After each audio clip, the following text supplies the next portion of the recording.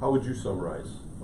I think two things for me. One was, you know, for the first time ever, really in the 10 years, we've brought significant technologies, new technologies to the fore, and you know, you had the big three: the swamp, 10X, and the money pit. You had to go at the money pit, yes, with high-tech gear, and I got out of the swamp. And you got out of the swamp, but we are going back Yeah, there, whether you like it or not.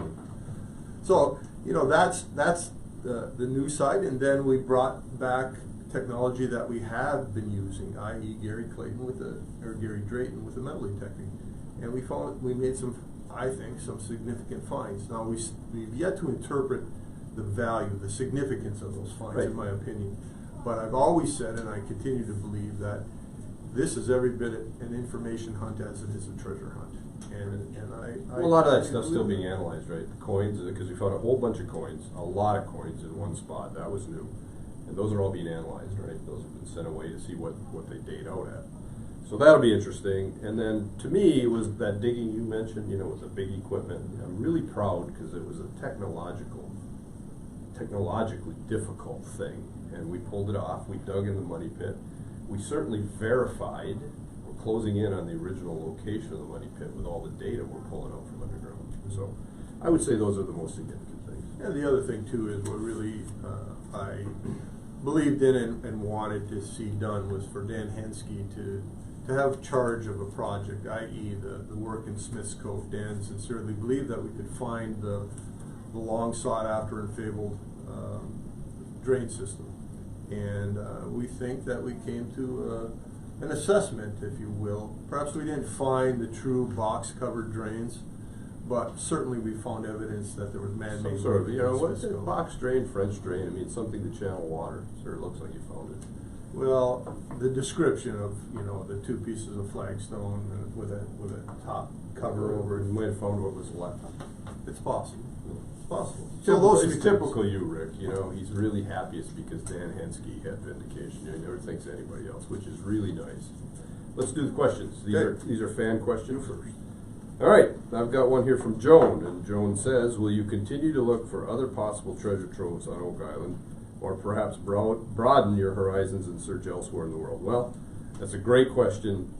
I think before I won't say give up because he'll shoot me if I use the word give up, but surely push up. Yeah, exactly. There's a kind of a high chair. Yeah, we're going to look all over Oak Island because one of my pet theories is that the money pit is a ruse, that whatever was buried there is buried in a much easier to get location. So we're going to look around. And then the second part of this question is great in that, yeah, it does. This sort of treasure hunting is infectious. And we've already invested. I'll just tell you, we've already invested in some other treasures around the world with some success. So that's your turn. This one's from Patricia. It says, Rick, Marty, when you find the fingers of the filtration system, might it be possible to block or divert the main arm so that once the bladder system is empty, the water won't flood back into the tunnels and shafts? Love the show. Thanks for the adventure. Well, I appreciate the kind words, but the filtration system is a bit more complex for one simple reason, and this relates to everything on Oak Island. 220 years of search has been highly disruptive, those processes, those search agendas. So we're not really sure that the integrity of that filter system remains to the extent that it can be found and blocked off. But we're certainly trying. Yeah, I would just simply say I don't believe you can shut off the water anymore. I think if it was as described at one time you could, but because of what Rick just said, you can't anymore. So James says, love the search for the history of the truth. Guys, don't give up. Don't give up, Rick. Which he's not going to. My question to you all is, in your heart, what do you all believe the truth is about who came to Oak Island? The history, I believe, is more important than the treasure. You would certainly agree with that. I'm not totally sold on that. But the short answer is I don't know. I mean, I don't know. Something odd happened there. Somebody came there. Somebody deposited coconut fibers in mass quantities. Somebody did some odd things there. I don't know who it was. After 10 years of search, we don't know who that entity was. I totally agree, but the search continues. It's every bit as much information hunt as treasure hunt. This one's from Mike. Rick and Marty, what has been your greatest achievement so far? Also, do you plan further investigation at the hatch? Is regarding the hatch, some new information has come to light. A researcher has come forward using what's called sacred geometry and gematria. We have X marks the spot. It's close to the so-called hatch, but the hatch, as was shown in the show, I think we've explored that to the point where it's, we've kind of written that off. But that spot. But this new information is very intriguing, and stay tuned. Joey says, here's my question. Why can't you go down in 10X, place a big canvas balloon in the flood tunnels, blow them up, drain what's at the bottom, and inspect what's there without the murky water? We thought about this. We thought about actually using a plastic type thing that would inflate against the sides, and then you could see through it. It would push the murky water away. I mean, this is a good idea, but it's the same answer. Things have been so messed up, and there are so many places that water comes in now because of the surging and frankly, dynamiting and things like that, that I just don't think this will work. It's a good idea. We kicked it around ourselves, but I just think technologically it won't work at this point. Well, plus that flies in the face of your belief that the case on, the integrity of the case on won't be sufficient. Well, but actually, that wouldn't be a problem. He's talking about a pressurized system. We would have internal pressure, or at least there could be a way to keep the internal pressure. Because I'm worried about collapse. So. Okay, this one's from Paul. There seems to be the potential of there being more than just one treasure. Any thoughts as to how many different treasures could be on and around the island? The short answer to that is no. I've always believed since I was a little boy that the island had been suborned by more than one party to do something. That elusive proof is just that, still elusive. But I do believe that perhaps the island has been used by more than one group, entity. They said no. What was it? Seems to be no that I don't. It says any thoughts as to how many. No, I don't. You don't know many, but you think there are more than one. I do. Okay. I do. All right, well, I think it's Alyssa, says, has anyone ever put energy into surveying or excavating the nearby islands for evidence of work camps? The answer to that is absolutely yes. The last show we talked to, what was his name? Gary Clayton, and he spent an enormous amount of money on Little Mash, and we get information from people all the time about how they've found strange signs on this island and that island, and theories that the tunnels actually connect them all. So yes, there's been a lot of work done on that. We haven't done a lot of it, but others have. Now this one's from Corey. What did you find or discover that convinced you that it was worthwhile to spend big money on excavations? You and your team seem like you cross your T's and dot your I's. So there must have been one or more particular things that told you you're not wasting money. Wait, who is this? Corey. Corey needs to come to the war room from now. For me, it's just a simple matter of faith. And that's really what it is. I mean, yes, we found intriguing things. Yes, it's been 220 years of search. Some incredibly talented people have come and gone with as much passion, as much fortitude, as much interest, as much money, and have failed. But they believed. And I think the core of Oak Island is believing. I think you need to have faith no matter what you endeavor to do in life. And I believe that there's a reason to continue. Can I articulate it 1, 2, 3, 4, 5? In some ways, yes, but the core of my wanting to continue is believing. That's where Rick and I often disagree, because you know what, I wouldn't have. How would you answer that? I'm about to. No, belief isn't enough. Belief isn't enough. Unsupported belief, I don't think, is enough. And I'm not saying he's wrong. I just disagree.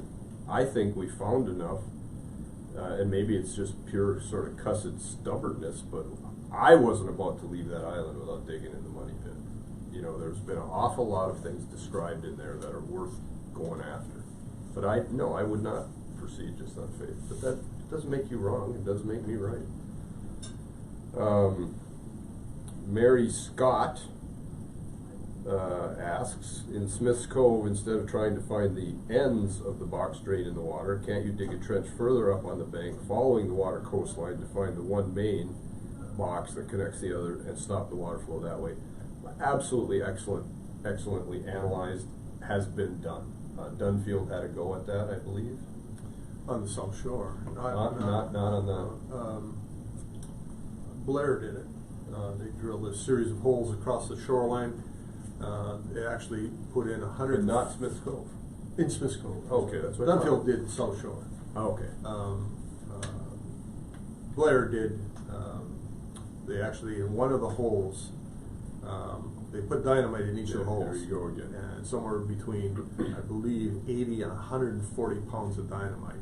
And the one hole that contained 140 pounds of dynamite, they actually thought they had intersected the confluence of the drains. And the reason why they believe that is because a huge gush of water came up out of that hole. And then after that explosion, what they did is they put a bunch of clay into Smith's Cove, and the water in the money pit. Well, two things happened. After the explosion, the water in the money pit roiled and boiled, and obviously there was a connection between the hole that had been dug on the shoreline and the money pit. The other thing that happened is they pushed a bunch of clay out into Smith's Cove, and almost immediately, the water in the money pit became muddied. So they may have done some interdiction, if you will, but not enough to allow us to go down. Yeah, to me that was a bad idea. I guess dynamite blows things up.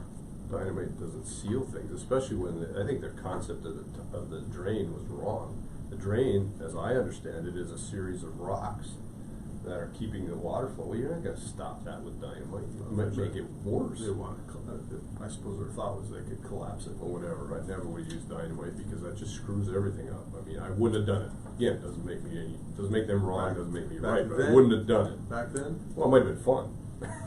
Blowing things up. I mean, that's a great thing. No, but back then, you wonder. I mean, here's the criticism of Robert Dunfield's enterprise was, why did he take the big Orton crane and dig the giant hole? No, I get that. He thought he was going to find it. Well, plus he used the technology that was available. Well, dynamite's still available. Anyway, I think the short answer is you can't stop the water anymore. It's coming in from multiple places now from all the pumping. So anyway, Mary Scott's analysis, I would rather than what you just described. I think what she's describing would have been better had it been done when things were still intact. Come across, find it, block it. That's a great idea. And don't dynamite a bunch of holes. The water table there is so low, how would you know if you had cut it? You should see this rocks. You should see the rocks. I mean, you know how difficult it was. I know, but it's not a bad idea. It's not a bad idea. If Concept things is fantastic. weren't so messed up, I think we thought about doing this year, this very thing. So it's a good idea. Whose turn is it? Mine? Yeah, yours. Go ahead. This one's from Sherry. Absolutely love the show. Can't wait until Tuesday evenings to get my Rick and Marty fix. My question is, how do you as brothers keep up the optimism and beliefs? Both of you are an inspiration and an example of the true meaning of brothership. For me, it's easy to be optimistic and believe because I fall back on I've always believed. It's not just faith. I agree with Marty that look, we've made some interesting finds. We've done some incredible research, and because of the show, because of people like yourselves, we constantly get new information. We get with these questions, we get quite intuitive questions and information from people. We've not come to Oak Island with a belief that surely we're the ones and we're the only ones. That's just not who we are. No. So Laura says, What do you think? What this? Oh, I don't know. I get it from you, I think. The inspiration.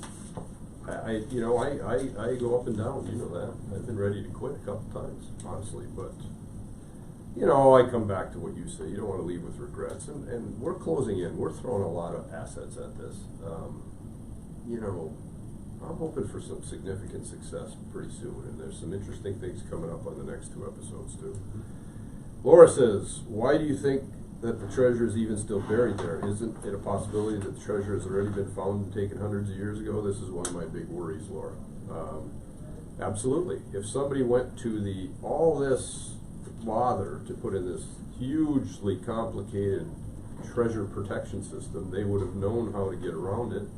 Could have come back without much fanfare at all and got the thing. I mean, there could be some people laughing in their graves right now at the Lagina brothers, but Rick doesn't believe that, and I think it's a possibility. And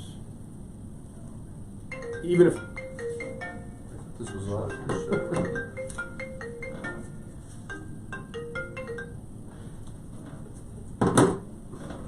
I think it's a possibility, and even if that did happen, there could be stuff there yet. And remember, you always say that doesn't foreclose the idea of figuring out the whole mystery, which is part of this search. This one's from James. Why don't you use ground penetrating sonar instead of regular metal detectors? I don't know if you're talking about seismic. The problem with all of that underground technology, it really is the interpretive side of that technology is looking for shallow depth features, small anomalous features at shallow depths is really in its infancy. We were asked actually by a company that had come in with this radically new technologies, and they actually asked us to fund their research regarding interpreting small anomalous features at shallow depths, because they didn't have that capability. And so it's a great idea. We would love to pursue it, but we've always thought about using seismic. But seismic, you're looking for large anomalies at great depths, and it's not applicable in this situation. So, but we're constantly keeping an open mind and hoping that some new technologies will surface. So Rich asks, is it possible to put an airlock on T1 or C1 and pressurize it to push out the water? Air might also escape from the flood tunnels, revealing their location. Of course, entry into the dry holes would be dangerous, and a lengthy decompression would be needed to prevent the bends. It would be a modern-day equivalent of building the Brooklyn Bridge. Rich is exactly correct. This is something we are entertaining. We had entertained this for 10X. It wouldn't work in 10X because of all the different leaks everywhere, but it might very well work in C1. We do. I mean, we have a pipe in place sufficiently stout to take this pressure. It would be working. Rich obviously understands the physics of this, because you would be working as if you were diving all the time, and so it would have to be almost like a saturation dive. But this might work. We are thinking about doing this. Easy cabin. Yeah, it would work in those two. He's absolutely correct. It's a great thought. This one's from Steve. What if the flood tunnels were actually originally ventilation shafts that have become flood tunnels as the sea levels have risen? Could it be that the actual caverns/caves are much older than they are believed to be, and that the vertical money pit was originally dug to reach the cavern after the sea levels rose? Again, is it a possibility? Absolutely, it's a possibility, and we're still trying to figure out, the whys and wherefores of it. But I think that the work that we did in Smith's Cove this year, the fact that I think we believe that there's a French drain out there, that is counterintuitive to what he's arguing here. But could this be so? Yes, it could be. Okay, I think this is my last one. It is from John, and he says, there is a known underwater dive that supposedly resulted in finding a chamber that seems similar to a tomb with Templar artifacts and maybe even a body. Why have you never had your diver take a look? It seems relatively inexpensive and not too time consuming. I don't quite understand this question, because we did have our diver take a look. I mean, he couldn't see. It was all by feel in 10X. And some of these things were sort of come and go, John. In other words, the body, we think we've eliminated that was a body. It was kind of Rick doesn't, of course, but we have sent a diver down to do this, and we're not done looking. No, not in 10X. Do you have any more? No, that's it. Okay.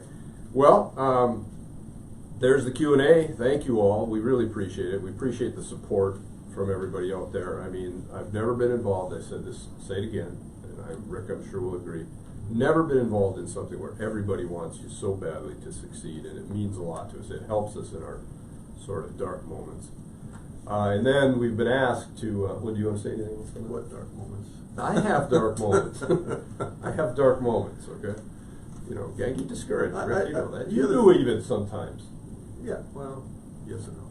Okay. But I do also want to reiterate what Marty just said. I mean, in any endeavor in life, wherever you set your goals, no matter what you attempt to do, it seems as though there's always a naysayer. There's always someone who will say to you, you can't, you shouldn't, you won't. And in this particular endeavor, Oak Island, we have never heard that from anyone.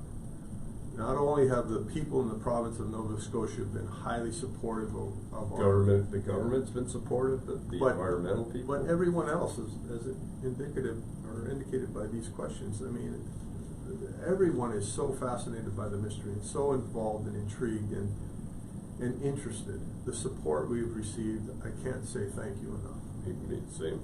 I agree. Yep. Okay, and then we've been asked for, okay, there's 2 more episodes, there's some really interesting things, you know, we hope you all stay tuned, obviously. And so we were asked for a teaser, and we kicked this around a little bit, right? Mm-hmm. And I think maybe everybody's a little bit sick of wood. I mean, the wood is highly significant, and we're trying to date it all, and, you know, some has been hand-hewn, and some has been circular sawed, and we're looking for original workings. I'll just say this, I will say this. In the next 2 episodes, it's not just wood. Look for metal. How's that? Perfect. Okay, thank you all. Appreciate it. Keep your faith in us. It's appreciated. Keep believing, and thank you.